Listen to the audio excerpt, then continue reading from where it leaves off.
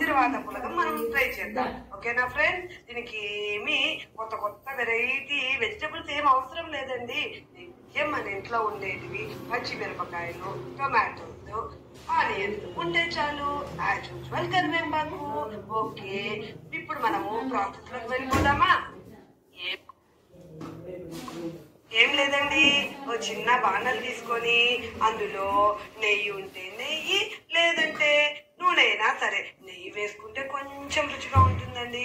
మరియు home made నెయ్యి అయితే అబ్బబ్బబ్బా ఇంకా చెప్పక్కర్లే లేదండి.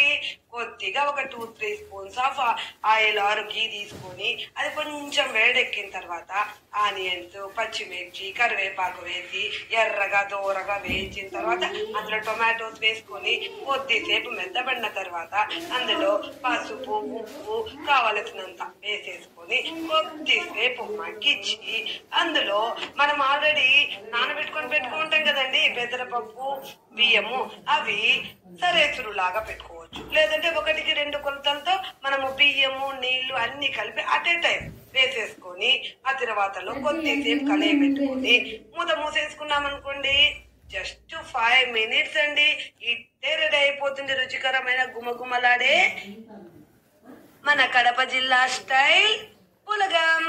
ఓకేనా ఫ్రెండ్? టేస్ట్ చూసి ఎలా ఉందో నా కామెంట్ సెక్షన్ లో తెలియజేయండి.